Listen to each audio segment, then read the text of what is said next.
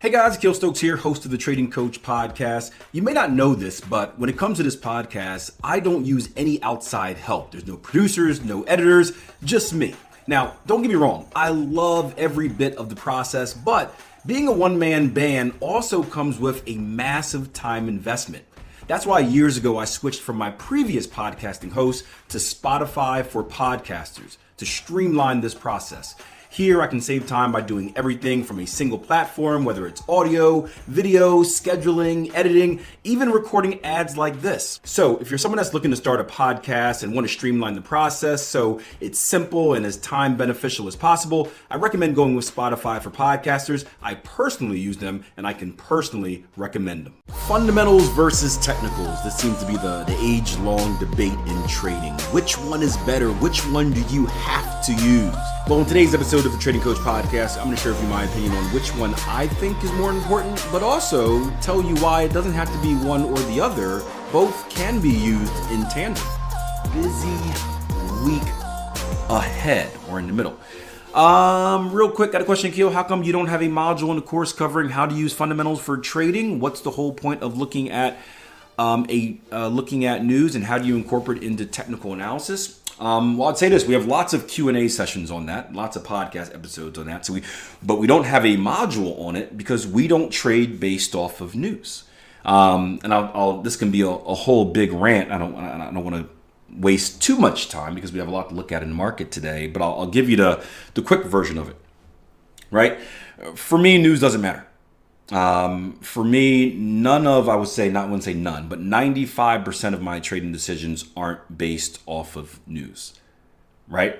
Matter of fact, none of my trading decisions are based off of news. The 5% that does take news into account is when it comes to home run trades. So potential trades that have a much larger opportunity for profit versus a normal trade. And that's when a technical direction is lining up with a news direction. But as far as my philosophy on the market and as far as my philosophy on teaching traders, you have to decide, and I'm very confident in saying this, that's why I don't say I think you have to decide what is going to be the most important thing in the market for you. What is going to be your guiding light? Is it going to be technicals or fundamentals? This is the big divide, the big battle that's always ensuing in the market.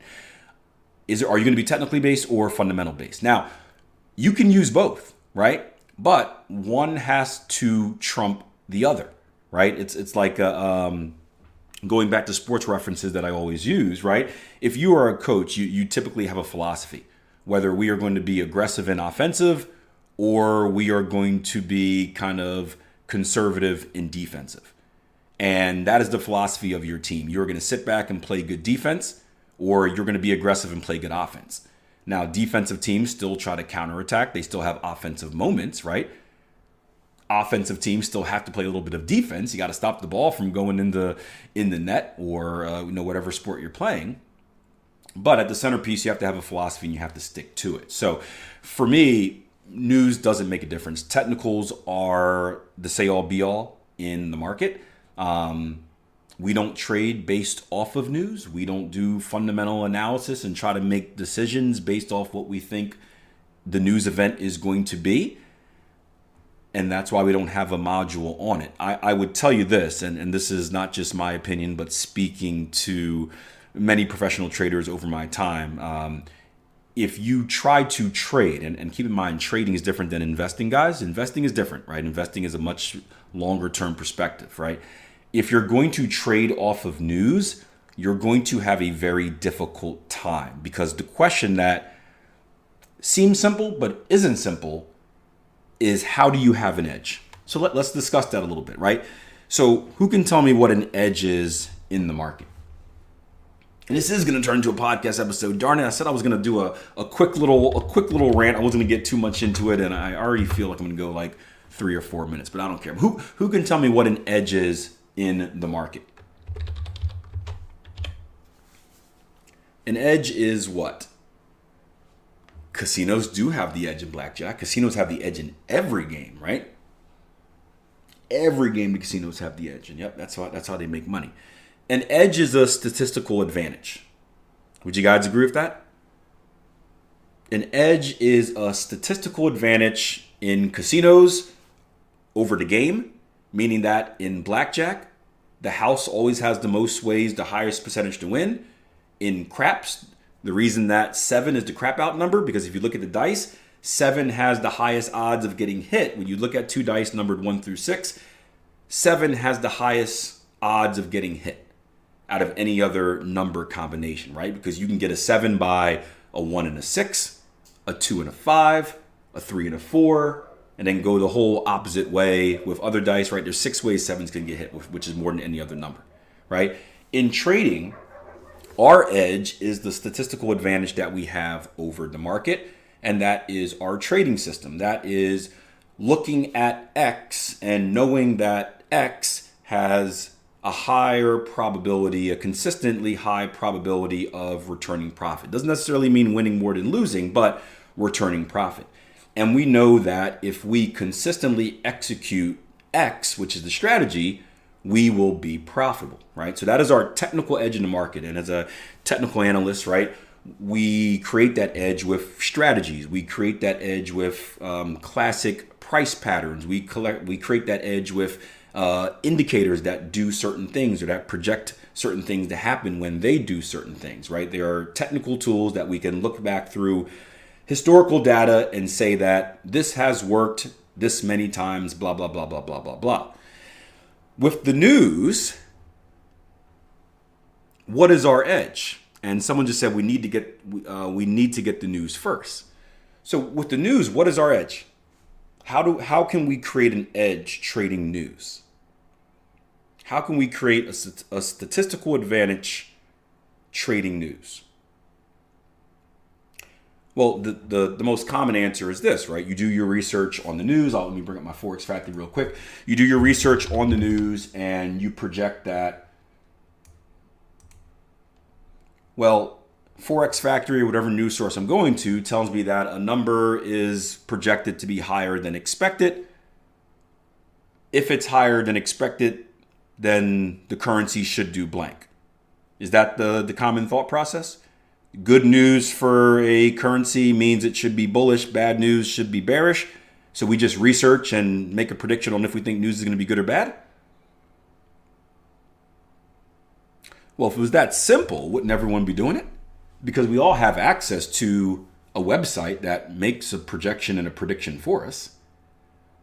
One, is that prediction or projection always correct?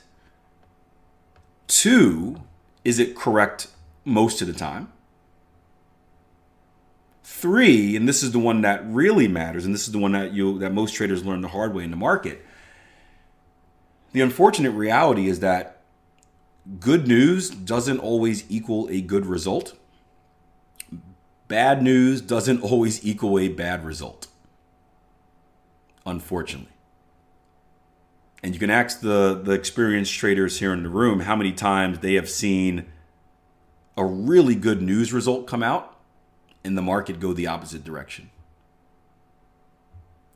And the fact of the matter is, right, the market doesn't often move too much off of news. It moves from the deviation of expectations. So when a news event is set for release and there's a number that's anticipated, the move that has come from that anticipated number, assuming this is a major news event, has already occurred, right? We have an interest rate decision tomorrow. The reaction in the market tomorrow will have absolutely nothing to do with the interest rate decision because that has already been priced in for months. The reaction that will come tomorrow is based off the future expectation. Now, the one thing that will make the market move or could make the market move if there's a deviation from the expectation. So again, the expectation is that interest rates are going to stay steady tomorrow. So the market has kind of banked in, hey, we're banking on interest rates staying steady tomorrow and we're looking for the future.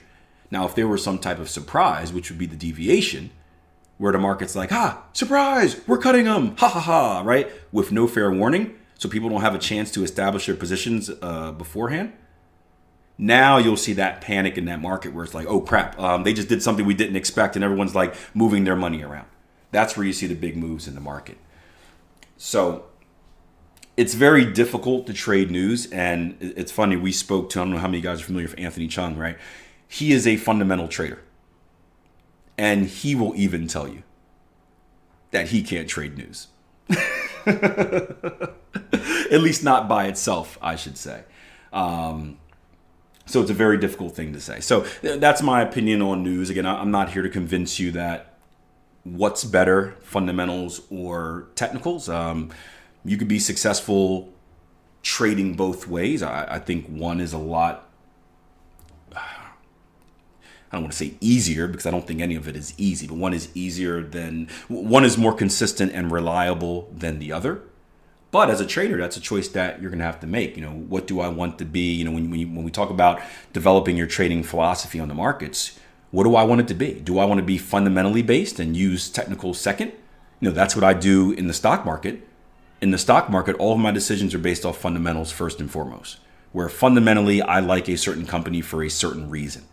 And then technicals are secondary, where once I've made a decision that, hey, I want to buy or sell this specific company, then I shift to the technicals to see, hey, where is the best price to get in at? Where's the best price to get out at? Create my prediction, my value, all that fun stuff.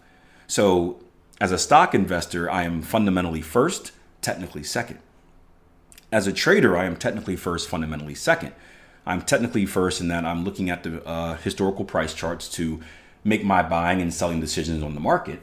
And like I said, every once in a while, I'll shoot for a home run trade where if I have a technical reason to buy and I notice that a fundamental event is coming out that I think has the opportunity to push the markets and it happens to be aligned with my technical bias as well, then that provides me the opportunity to try to shoot for a little bit more with targets. I'm typically pretty conservative with targets, but every once in a while, if those stars align, it gives me the opportunity to shoot for a home run trade.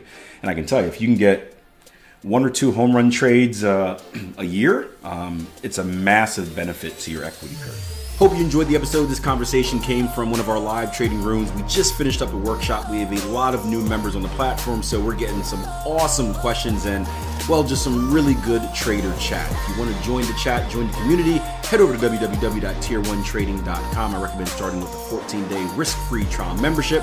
That way you can hop on the platform, hop in some live sessions, and take some training to feel us out before you make any type of financial commitment. Once again, that's www.tier1trading.com. And I'll see you guys over on the platform.